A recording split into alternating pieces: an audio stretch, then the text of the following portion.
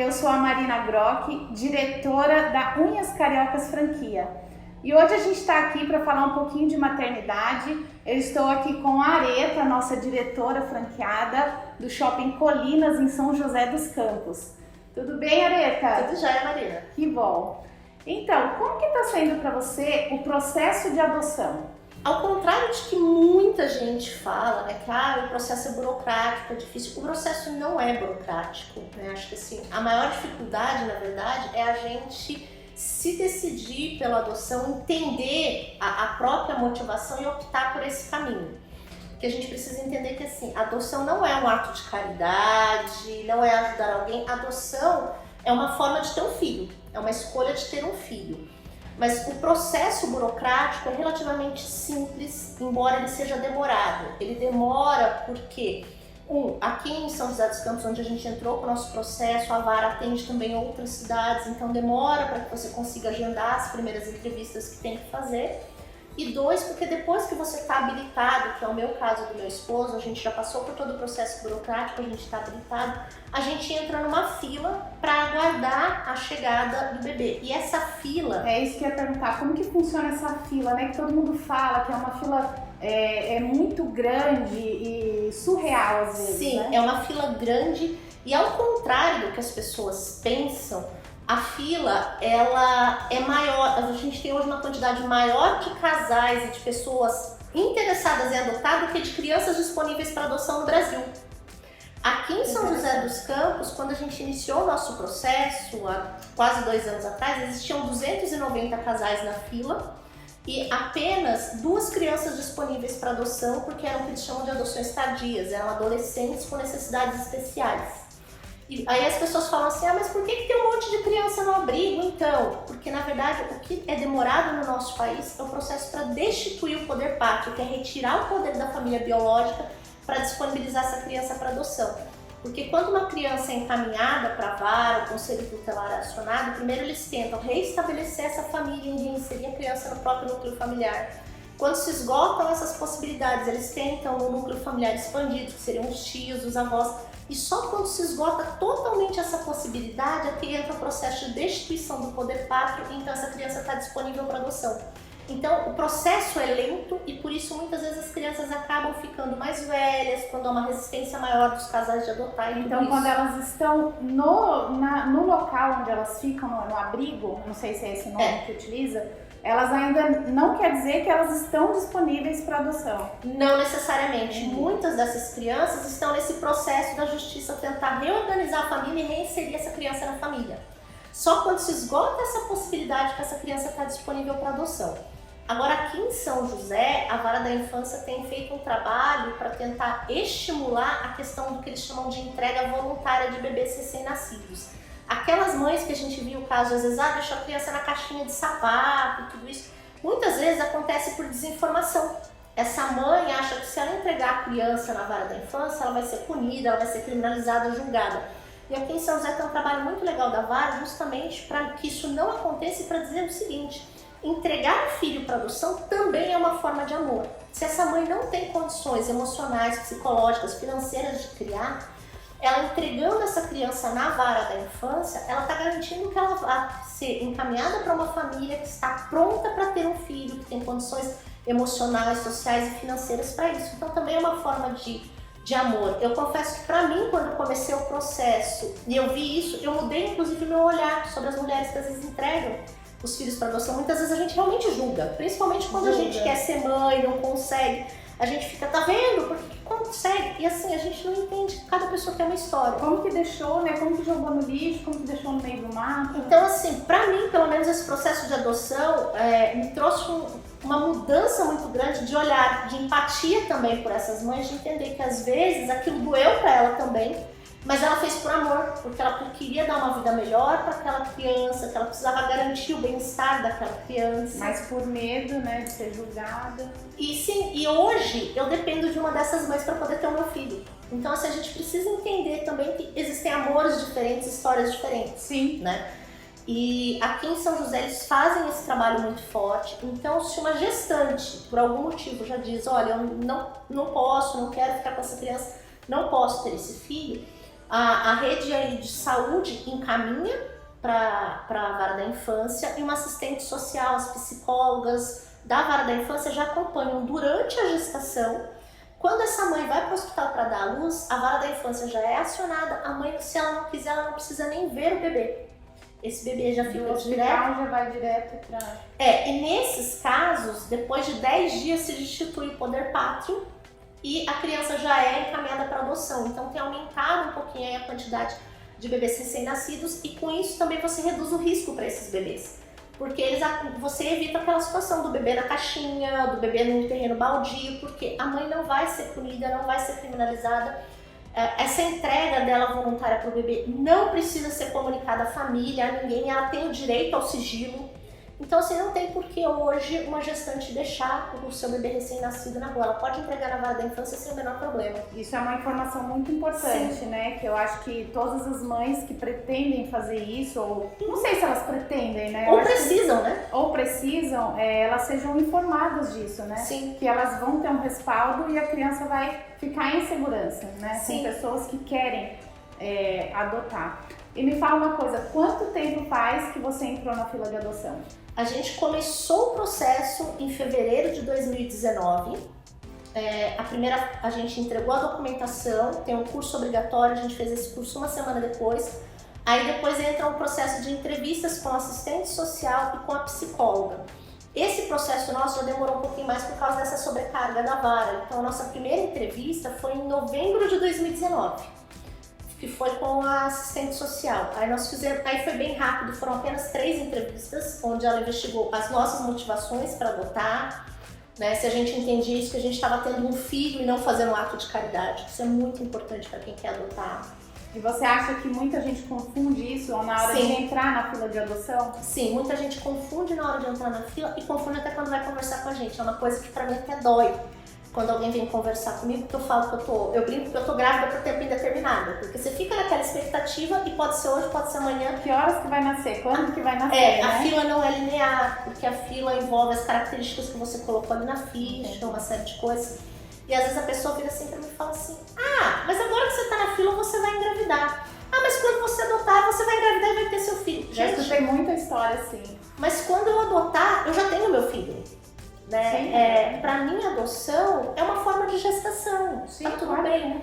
E as pessoas, às vezes, até assim, elas querem te apoiar, mas elas acabam ferindo a gente, porque a gente não quer ouvir isso, porque assim, o filho adotivo é filho, ponto, né? Sim, não tem essa. Cria, né? Filho é aquela pessoinha, aquela pessoa que você falou, é meu, eu vou cuidar e eu vou amar. Sim. Então, assim, isso as pessoas confundem bastante. Então, no processo é muito investigado isso. Se você está fazendo caridade ou se você tem clareza que você vai ter um filho. E que esse filho vai te dar todos os problemas e todas as alegrias que o filho dá. Você é mãe, você sabe disso, que tem dia que eles gritam, respondem. Tem aquele momento que você respira fundo. Na verdade, acho que é mais isso do que o lado romântico que contam pra gente. Isso mesmo. Mas você sabe também que quando você olha, o amor transpõe tudo. Você amor. fala assim, eu vou repetir mais uma vez, eu vou fazer mais uma vez, meu filho vai dar Respira certo. fundo e vai. E o filho adotivo, ele vai fazer isso também. Então a gente tem que ter muita clareza de que assim, não é porque ele é adotado, é porque ele é uma criança que está em desenvolvimento. E que está testando os limites dele, está se formando. Eu lembro que depois das entrevistas com a assistente social, ela visita a casa para ver se o ambiente é adequado para receber uma criança. E depois a gente foi para as entrevistas com a psicóloga, que começaram em fevereiro de 2020. Aí a nossa última entrevista com a psicóloga estava marcada para o dia que começou o lockdown no estado de São Paulo, foi suspenso e eu quase morri do coração, porque o processo parou, ele ficou congelado. E tá parado até agora? Não, aí quando foi em outubro mais ou menos de 2020, final do ano passado, né, a psicóloga ligou pra gente com uma notícia muito legal, ela falou, olha, finalmente a justiça autorizou a gente a retomar os processos online. Como o processo de vocês estava muito adiantado, para mim seria a última entrevista, porque para mim estava muito claro as questões de vocês, as motivações de vocês. Eu estou incomodada de olhar o processo de vocês parado em cima da minha mesa. Eu queria que vocês fossem o primeiro casal que eu vou retomar. Olha que maravilha. A gente topou, a gente fez essa entrevista online com ela, que seria a última. Ela perguntou pra gente assim, e aí, o que mudou? A gente falou assim, mudou que a gente tá com mais pressa, dá pra acelerar? Ela aprovou, depois que ela aprova, todo esse processo segue para a mão do juiz e ele assina uma petição dizendo que ok, o casal está apto e colocando a gente na fila. Isso aconteceu em novembro, em dezembro o oficial de justiça foi na nossa casa e entregou pra gente o comunicado oficial dizendo que nós estávamos na fila. Então hoje a gente está na fila oficialmente e a gente está no cadastro nacional e o nosso bebê pode vir. Eu falo bebê porque a gente optou por uma criança até 1 ano e meio, independente se é menino, menina, raça, isso a gente abriu tudo. Pode vir de qualquer região do Brasil. Isso facilita também na hora da adoção, né? Sim, porque há muito um perfil dos casais quererem menina. E assim, isso pra gente realmente é indiferente. A gente só optou por até 1 ano e meio porque nós gostaríamos, por nunca ter tido filhos, de viver todas as etapas, de ter um bebê, de segurar na mão, de ensinar a andar. Pra gente, isso é importante na construção dos vínculos que a gente quer ter. Então, a opção foi por esse motivo. Mas a gente abriu tudo, sexo, raça, região do país, porque até isso você pode determinar. Você pode escolher que você quer ou não receber crianças de determinadas cidades, a gente abriu tudo. Então assim, meu filho pode nascer no Acre, no Rio Grande do Sul, na Bahia, em qualquer lugar. De repente alguém pode te ligar e falar, teu filho tá aqui. Exatamente, aí assim, quando surge uma criança, a vara liga e chama a gente para conversar, apresenta o processo histórico da criança e a gente decide se quer ou não conhecer. Primeiro vai conhecer, né, e depois, porque eu ia perguntar pra você, como que é? Você já tem tudo preparado na sua casa? Como que funciona isso? Vai ser no susto. Vai ser no susto. Porque a vara chama e apresenta o histórico da criança, e aí você decide, quer ou não conhecer a criança. E aí você vai conhecer e dependendo da idade da criança, o juiz pode pedir que haja um período de aproximação ou não. Nesse período de aproximação, vamos supor que seja uma criança de 1 ano e meio. Ela já estranha, ela já conhece e tal. Ele vai pedir para que a gente faça visitas para essa criança no abrigo, que a gente se relacione, a gente vai levar ela para passear. Então se for lá no Acre, você vai ter que pegar um avião e ir pro Acre buscar. E aí o juiz vai determinar, tipo, pode ser que seja uma semana, pode ser que seja um mês, dependendo do grau de dificuldade, ele avalia e diz isso. Aí quando eles percebem que, ok, há um vínculo entre a criança e o casal ou o adotante, porque assim, pessoas solteiras podem adotar, casais homoafetivos podem, não é só casal hétero. Então é bem diverso isso, você só tem que provar que você tem condições de cuidar de uma criança, mais nada. Então o juiz vai avaliar, criou-se um vínculo, ele autoriza que vá para casa, leve para casa e a gente tem uma guarda provisória. Aí durante esse processo de guarda provisória, a gente vai continuar sendo acompanhado pelas psicólogas, pelas assistentes sociais, isso pode durar até 1 ano ou mais, que ela vai avaliar como é que está a interação dessa família. A hora que elas percebem que, ok, constitui-se uma família, é um vínculo pais e filhos, elas encaminham de novo esse processo para o juiz e aí o juiz emite o documento com o qual a gente vai fazer a certidão de nascimento do nosso filho e aí efetivamente ele é nosso filho com todos os direitos legais, aí a gente vai colocar o nosso nome, pai, mãe, Areta e Carlos na certidão de nascimento. E aí não tem mais possibilidade dessa criança retornar. Não, ela é nosso filho, qualquer coisa que ela fizer, nós somos judicial, emocional e efetivamente responsáveis por ele. Então a gente está nesse processo agora de espera, pode ser a qualquer momento. Não tem nada preparado em casa, a única coisa que está preparada é assim, é o nosso amor, a nossa expectativa, a família, os amigos, está todo mundo esperando e a hora que o juiz chamar, a gente vai sair correndo, comprando tudo, preparando tudo. Então, a diferença principal acho que de uma gestação é essa, que é o susto. E você vive a gestação por um período maior, né? Você não sabe quando vai acontecer. Aquela emoção, aquele frio na barriga que sente, né? De receber um filho. E assim, é engraçado, acho que do começo desse ano pra cá, parece que pra mim isso tá ainda mais intenso. Parece que tá chegando a hora. Tá, eu tô muito com essa sensação, eu e o Carlos a gente tem conversado muito e sempre nas nossas conversas é muito assim, quando o nosso filho chegar, não sei o que é nosso filho. Então assim, tem essa espera, não tem, vamos dizer, o quartinho, não tem aquela coisa de preparar porque meu filho vai chegar tal dia, mas tem toda a expectativa que envolve a chegada de um filho. De que forma empreender está te dando apoio a esse projeto? Apesar de todos os desafios do empreendedorismo, né? Porque assim, às vezes as pessoas acham que eu vou empreender, vou fazer o que eu quero. Não, a gente vai fazer aquilo que precisa ser feito, né? Você tem que ter muito foco, muita organização, mas ao mesmo tempo que você precisa fazer o que tem que ser feito, ter foco e organização, empreender te permite ter um maior domínio sobre a sua agenda, sobre as suas decisões, sobre a organização da sua rotina. Então, essa coisa do empreender, para mim e para o Carlos, está muito ligado a isso. Porque a gente já vai ser pais mais velhos do que normalmente acontece, a gente não sabe quanto tempo vai demorar essa chegada por conta da adoção. Então a gente quer estar muito pronto e disponível para receber essa criança.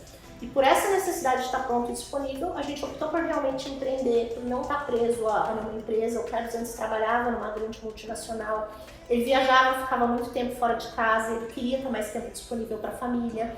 Eu, trabalhando com comunicação, muitas vezes também viajava, ficava fora, então a gente se questionou muito sobre isso. Como é que vão ser essas viagens com o filho? Que tempo de qualidade a gente vai ter com esse filho? E por isso a gente optou por empreender para estar mais perto de casa, perto da família, ter esse domínio maior sobre a nossa agenda, sobre a nossa organização. Empreender traz essa flexibilidade, com certeza. Isso não quer dizer que você vai largar o seu negócio, né? Que você vai ficar uma semana em casa. Mas traz, querendo ou não, essa flexibilidade. Sim. De você, possivelmente, hoje eu não consigo, eu preciso ficar com meu filho. Você pode fazer essas opções sem um peso tão grande, né? Porque assim, você é dono da sua agenda. Então assim, olha, meu filho hoje está doente, eu vou ficar em casa hoje. E você consegue organizar a sua rotina, mesmo que você trabalhe todos os dias, e essa é minha intenção, eu não tenho intenção de deixar de trabalhar, até porque eu gosto de trabalhar. E eu acredito que assim, uma mulher que está plena, feliz, trabalhando como mulher, ela é uma mãe melhor. Ela não derrama frustração sobre a criança. Eu quero que meu filho me veja feliz, que ele olhe para mim e se inspire, que ele goste de trabalhar, e eu acho que ele vai aprender isso muito pelo exemplo, se ele vê o pai e a mãe dele feliz produzindo. Mas eu quero ter essa flexibilidade de, olha, eu vou pôr meu filho de repente numa escolinha meio período, então eu vou trabalhar no período que ele está na escolinha, no outro período eu quero dar atenção. E você sabe o que você tem que entregar para a empresa e para o seu filho, né? Sim. Então você vai cumprir aquilo. Sim. Mesmo tendo essa flexibilidade. Eu quero me dar o luxo de sentar para almoçar com o meu filho. Hoje eu e o Carlos, isso é uma coisa que o empreender trouxe pra gente. A gente toma café da manhã junto, a gente almoça junto a maior parte dos dias, a gente janta junto. São coisas para nós, pro estilo de vida que a gente escolheu, faz muito sentido. Assim, a gente trabalha junto, tem gente que até ri, como é que vocês não se matam, que a gente vive quase 24 horas do dia juntos. Mas assim, a gente gosta, e apesar que as pessoas pensam também é muito engraçado, porque a gente tem um horário que a gente está junto falando do trabalho, e a gente tem os nossos horários que assim, agora é proibido falar do trabalho. Tipo, muitas vezes quando a gente senta pro jantar, a gente não vai discutir problema de trabalho.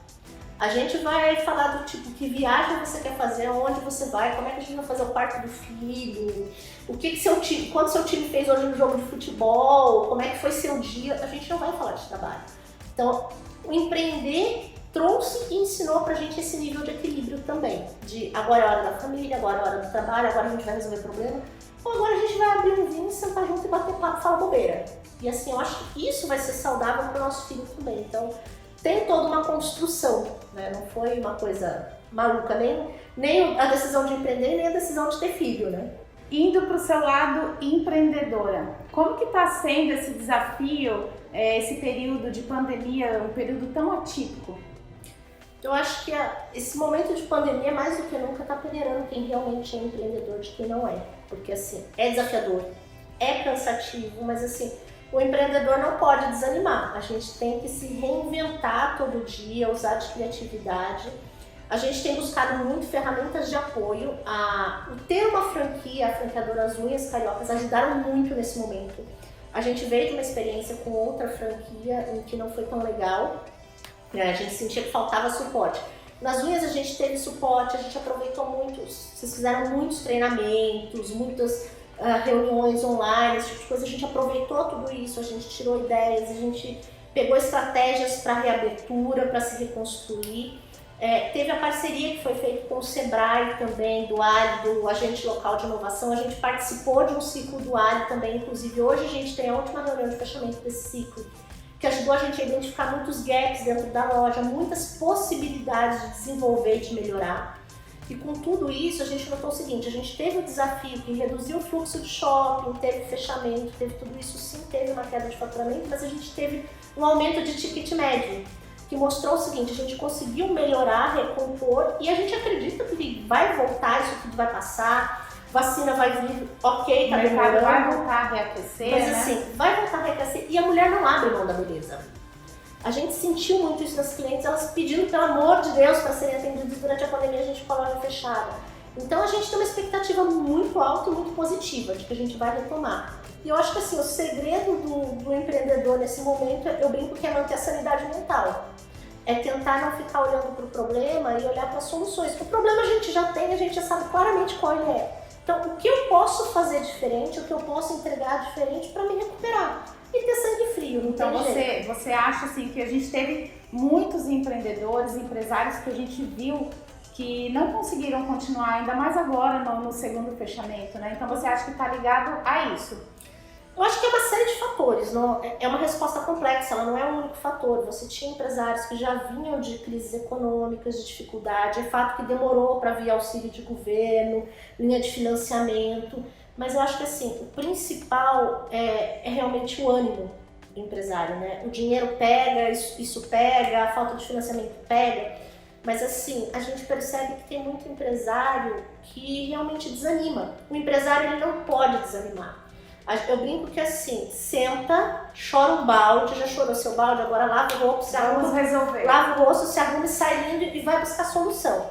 Empreender é um desafio, né? Empreender é você aprender todo dia. Sim, eu acho que na verdade esse período de pandemia viver foi um desafio para todo mundo. Porque assim, foi um desafio para as relações pessoais, foi um desafio para as relações familiares, foi um desafio para os negócios, para as empresas e assim, outros desafios virão. Sim. Né? Talvez não dessa magnitude, mas virão. E assim, é muito importante o empreendedor ter em mente que empreender não é fácil, mas é prazeroso. Sim. Traz benefícios. E assim, não é todo mundo que vai empreender, não é todo mundo que tem esse perfil empreendedor e tá tudo bem, né? Quem se sente mais confortável em ser CLT, em trabalhar para alguém, tá tudo bem. Mas o que não pode, assim, se você decidiu empreender, você tem que saber que assim, a responsabilidade é minha. E assim, a gente tem responsabilidade sobre a vida de outras pessoas, porque dificilmente a gente empreende sozinho. A gente tem colaborador, equipe. Então, é saber que assim, eu tô assumindo a responsabilidade pela minha vida e a vida de outras pessoas. Então, eu tenho que ser criativa, eu tenho que ser forte e dar mais um passo. É sempre assim, só mais um passo. Eu e meu marido, a gente gosta muito dos filmes ali do Rock Balboa e tem uma franquia nova do Creed que ele fala, né, pro personagem principal ali olhando no espelho. O único cara que pode te vencer é esse cara que você está vendo no espelho. O empreendedor tem que ter isso. O único cara que pode me derrubar sou eu mesmo. Se eu desanimar, se eu desistir, se eu deixar de buscar alternativas criativas, se eu deixar de acreditar. E você acha que ser franqueada, participar de uma rede de franquia, isso fez diferença na pandemia? Com certeza, porque assim, a gente tinha um suporte, como eu falei, as unhas ela tem uma estrutura bem organizada, de procedimento, de padrão, de manual, de treinamento. Vocês se reorganizaram de uma forma muito rápida, né, para prestar apoio. A gente tinha consultoria, orientação desde como eu negocio com o shopping, linha de financiamento, enfim, você tem um grupo muito maior de pessoas pensando em soluções e compartilhando as soluções. É a força da rede mesmo, né, da sociedade em rede. E assim, o trabalho da marca é muito mais fácil você estar dentro da marca de uma franquia que tem investimento em marketing, que tem uma rede de lojas pelo Brasil e que as pessoas começam a reconhecer essa marca do que você criar uma marca do zero, desde o início. E aqui na loja mesmo a gente já experimentou de receber clientes vindos de outras cidades que chegaram e vieram porque assim, unhas cariocas eu uso na minha cidade, eu conheço, eu sei do método. A gente tem um método próprio, tudo isso é uma força muito grande, é muito mais simples do que você ter que começar do zero, né? Você já tem todo um know-how instruído. Óbvio, é muito importante, acho que o Maurício fala muito isso nas reuniões pra gente e as pessoas têm que ter claro. Ter uma franquia não é ser empregado. Você é empreendedor, você tem que trabalhar, você tem que buscar soluções. Mas a franquia, ela já te dá mais a metade do caminho andado, porque ela já te dá um modelo pronto e orientações. E aí, em cima disso, você vai aplicar a sua gestão e a sua energia. É diferente de você ter que planejar do zero. Então, dá um suporte muito maior, com certeza. Quando você é franqueado, muita gente entende que você não vai ter mais problemas. E quando, na verdade, empreender é você resolver problemas. Sim. Né? E não ficar focado ali no problema, mas arrumar uma solução para isso. Eu acho que quem não gosta de problema não pode empreender. Falo isso sempre. Tem que gostar de problema. Você tem que vibrar de achar soluções, você tem que ter uma veia criativa muito forte. A gente pensa muito criatividade ligada às artes, à comunicação. E não, criatividade é você achar uma forma nova de resolver um problema. Então, assim, uma característica para mim essencial do empreendedor: criatividade, organização, gostar de desafio. Tem que ter isso, senão não dá para empreender. Areta, me conta, como que você conheceu a Unhas Cariocas? Foi muito engraçado, porque eu conheci as Unhas Cariocas na unidade que hoje é minha. Eu moro aqui bem próximo do shopping, onde a gente tem a unidade, né, do Shopping Colinas. E passando no shopping um dia, precisava fazer a unha, vi as Unhas Cariocas, com a senhora marcada, entrei para fazer a unha. E foi muito engraçado, minha colaboradora que me atendeu até hoje está aqui com a gente. Ela me atendeu, fez a unha super bem, minha unha estava fraca, minha unha sempre foi bem fraca. Ela ainda me convenceu a comprar a base, comprei a base e fui embora para casa usando a base. Eu me apaixonei pelo resultado da base. Essa base é sensacional. Eu me apaixonei pelo resultado dela e eu tinha uma manicure que eu fazia unha com ela há 18 anos. Aí eu fiquei naquela, ia lá, vinha aqui, né, facilidade. E aí quando veio esse desejo de empreender, meu e do Carlos, de a gente montar uma coisa juntos, de reduzir a carga, de pensar num modelo diferente para a chegada do filho, a gente conversando num desses cafés da manhã nossos em casa, eu falei assim, vamos para esmalteria. O Carlos virou para mim e falou, pô, legal, mas né, a gente não entende nada de esmalteria, vamos ver uma franquia. Porque vem com os processos prontos. Tem franquia de esmalteria? Eu falei, tem. As Unhas Cariocas, aquela que eu usei lá no Shopping Colinas, estava uma franquia e aqui de Taubaté, pertinho da gente.